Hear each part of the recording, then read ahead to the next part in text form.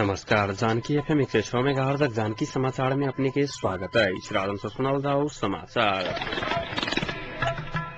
एखनु का मुख्य समाचार।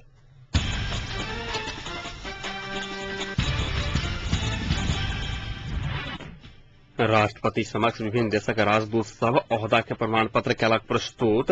राष्ट्रपति देश के निकास देव विलम्ब कने कांग्रेस केंद्रीय सदस्य महत के कहब। महतरी के गोरा भोजपुर में किशोरी ऊपर बलात्कार के प्रयास पुलिस उजरी दर्ता करल कयलक आलचाल। नेकपा माओवादी 70 सूत्रीय मांग पत्र सरकार के बुझौलक। पेट्रोलियम पदार्थ के मूल्य वृद्धि के विरोध में आई सेहो विरोध प्रदर्शन। बॉलीवुड अभिनेत्री माधुरी दीक्षित एक दिन के ल रहल 1 करोड़। आ लीग डिवीजन 4 में नेपाल द्वारा अमेरिका पराजित। नेपालक लेल नवनियुक्त विभिन्न देशक राजदूत सब आई राष्ट्रपति डाक्टर रामवरण यादव समक्ष अपन अपन ओहदा के प्रमाण पत्र बुझौने छैक। नवनियुक्त राजदूत सब राष्ट्रपति कार्यालय शीतल निवास पहुंच कर ओहदा के प्रमाण पत्र बुझौने छैक। ओहदा के प्रमाण पत्र पेश करवाला राजदूत समय अमेरिकी राजदूत पीटर डब्ल्यू बोदे, कतारक अहमद जसीम मोहम्मद अली अल हमार, हंगोरी के जोनेस टेरिन्स रहल छैक। तहिना क तांजानिया के जोन बिलियन हर्बट किजाजी, यूक्रेन के बोली फ्रांसर सिविने को आयरलैंड के फोलम मिला ग्लिन समेत ओहदा के प्रमाण पत्र बुझौने छलखिन। कतार अमेरिका के राजदूत नेपालक लेल आवासीय रहल त अन्य 4 गोटे राजदूत के आवास नया दिल्ली में रहल।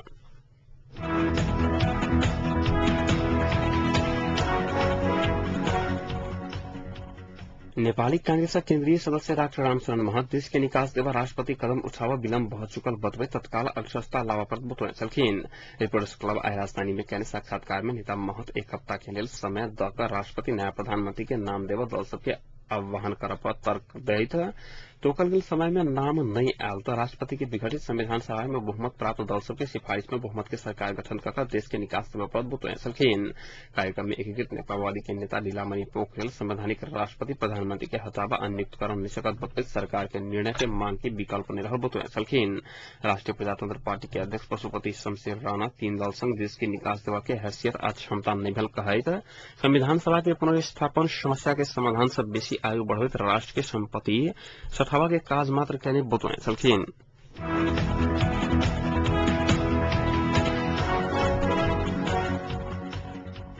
महतरी जिला गैडा भोजपुर में एक किशोरी के बलात्कार के प्रयास करने विरुद्ध उजरी कलाबादो पुलिस आलचाल के न्यायिश। गैडा भोजपुर गाविस 5 के महाराथर के एक किशोरी के यह 21 गते दिन स्थानीय किछु युवक सब बलात्कार के प्रयास करने छल। उक्त युवक सबके कार्रवाई होवा पर के मांग करैत हुनक परिवार जनसद जिला प्रहरी कार्यालय महतरी के उजरी कलाबादो पुलिस अपन निवेदन नहीं लेले पीड़ित सब उपराग व्यक्त करने आइछ। गैडा भोजपुर कथित उच्च जाति तक 6-7 गते युवक सब बलात्कार के प्रयास करने ओकरा सबके कार्रवाई होवा पर के मांग करैत पीड़ित परिवार उजरी कहने छल। एम्हर जिला प्रहरी कार्यालय महतरी के प्रहरी निरीक्षक सूरज खटका के अनुसार घटना के अनुसंधान भ रहल जानकारी देने छलखिन। ओ घटना बारे संपूर्ण जानकारी प्राप्त होलाक बाद मात्र पुलिस निवेदन दर्ता कर बतौने छलखिन। घटना में संलग्न व्यक्ति सब फरार रहल आ खोजी कार्य जारी रहल खटका जानकारी देने छलखिन।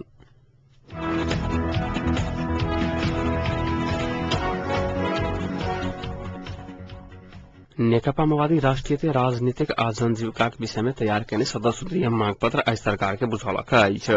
सचिव सीपी गजुल नेतृत्व के टोली आई सिंह दरबार में जाकर प्रधानमंत्री डॉक्टर बाबूराम भट्टराय के मांग पत्र बुझौलक अछि। प्रधानमंत्री डॉक्टर बाबूराम भट्टराय से उनका स्वागत करने छलखिन।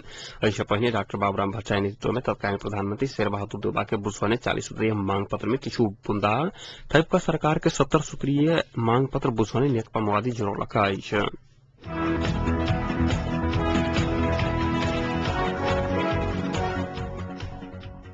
नेकपा एमाले के उपाध्यक्ष जलनाथ खनाल एकीकृत नेकपा माओवादी के व्यवहार आ वर्तमान सरकारक व्यवहार से राष्ट्रीय स्वाधीनता कमजोर बनैत गेल बतौने छलखिन। केंद्रीय कार्यालय बलखू में जनवर्गीय संगठन के पदाधिकारी सब संग आई भेल विमर्श में अध्यक्ष खनाल दल सब बीच में सहमति होबा नहीं सकलाक कारणे एखन धरि के राजनीतिक उपलब्धि सेहो खतरा में पड़ला कारण एहि के सुरक्षा के लेल पार्टी के महत्वपूर्ण भूमिका निर्वाह करऽ पड़त जोर देने छलखिन।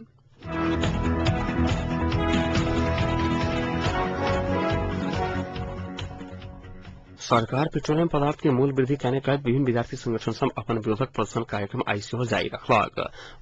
वो सब आए सेहो सरकारी सवारी साधन संचालन में रोक लगौलक। संगठन सब भोर 9 बजे से लकर 10 बजे धरि राजधानी के विभिन्न कैंपस के आगाड़ी प्रदर्शन का यातायात संचालन में रोक लगौने छल। प्रतिपक्षी दल अखिल नेपाल राष्ट्रीय स्वतंत्र विद्यार्थी यूनियन आ निजी संघ लगायतक विद्यार्थी संगठन सब आम जनता भर उठा बजा का मूल्य वृद्धि फिर्ता लेवा सरकार के दबाव देवे के उद्देश्य से विरोध प्रदर्शन जारी रखने आई।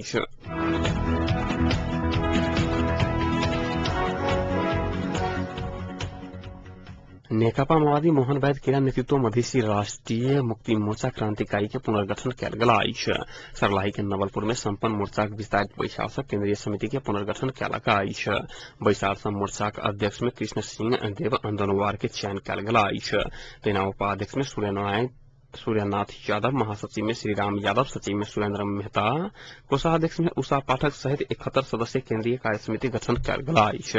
कृष्ण सिंह दनवारक अध्यक्षता में संपन्न बैसार में पार्टी के मधेश ब्यूरो इंचार्ज हरिभक्त कडेल, जातीय क्षेत्रीय विभागीय इंचार्ज सुरेश आले मगर, मिथिला ब्यूरो सेक्रेटरी रोशन जनकपुरी सहित के उपस्थिति छल। बैसार में तराईक 24 जिला सँ 100 से अधिक प्रतिनिधि के सहभागिता रहल आयोजक जनौलक अछि।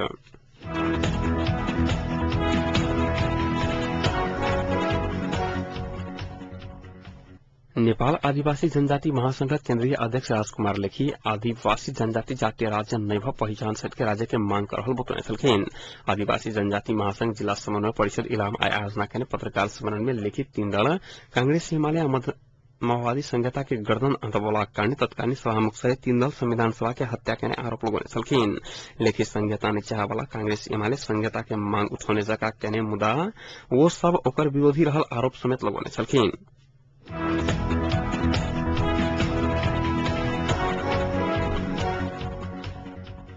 नेपाली कांग्रेसक सभापति सुशील कोइराला एकीकृत नेकपा माओवादी विश्वासक वातावरण तैयार नहीं कर धरि अब कोनो सहमति नहीं हत बतौने छलखिन। आई प्रेस यूनियन म्याग्दी के पत्रकार भेटघाट कार्यक्रम में कोइराला एकीकृत नेकपा माओवादी संग 12 सूत्रीय सल्लाह का 5 सूत्रीय सहमति धरि कोनो कार्यान्वयन नहीं भेल टिप्पणी करने छलखिन।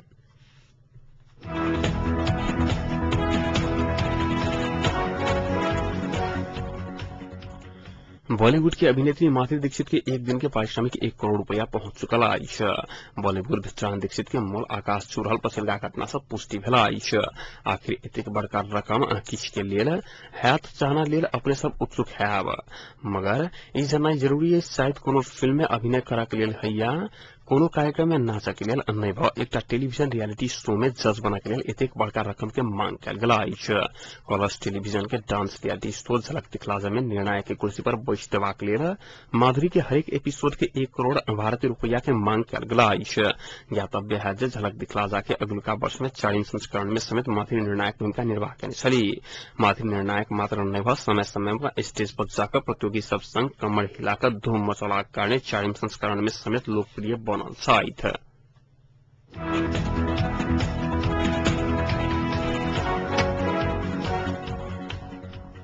मलेशिया में आई भेल आईसीसी विश्व क्रिकेट लीग डिवीजन 4 के फाइनल खेल में नेपाल अमेरिका के 8 विकेट से हरौलक अछि। अमेरिका पहिने टॉस जीत कर बल्लेबाजी करय के निर्धारित नेपाल समक्ष 48.1 ओवर में संपूर्ण विकेट के नुकसान पर 146 रन के लक्ष्य रखने छल। प्रत्युत्तर में नेपाल 2 विकेट के नुकसान में 28 ओवर में 147 रन बनाकर मैच जीतल छल।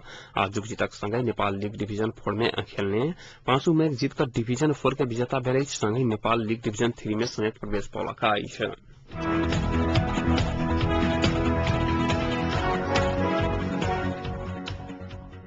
अब तापक्रम एखन तुरक तापक्रम 33 डिग्री सेल्सियस रहला अछि।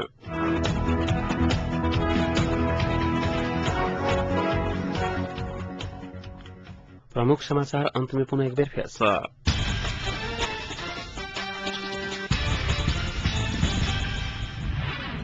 राष्ट्रपति समक्ष विभिन्न देशक राजदूत सब ओहदा के प्रमाण पत्र कयलक प्रस्तुत। राष्ट्रपति देश के निकास देब विलम्ब कयने कांग्रेस केंद्रीय सदस्य महत के कहब। मोहतरी गदा भेटापुर में किशोरी ऊपर बलात्कार के प्रयास, पुलिस उजरी दर्ता करल कयलक आलचाल। नेकपा माओवादी 17 सूत्रीय मांग पत्र सरकार के बुझौलक। बॉलीवुड अभिनेत्री माधुरी दीक्षित एक दिन के लिए 1 करोड़ के मांग कर रहल। लीग डिवीजन 4 में नेपाल द्वारा अमेरिका पराजित।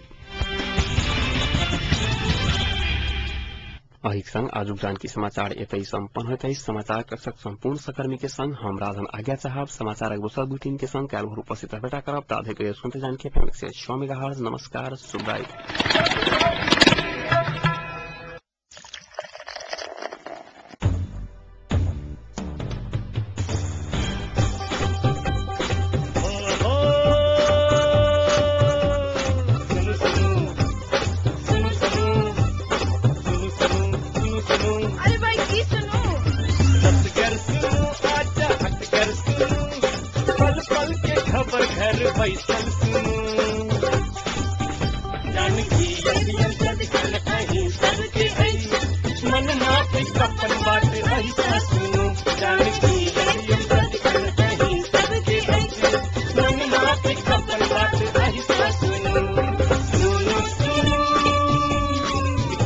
गर्व जानकी एफएम 106 मेगाहर्ट्ज।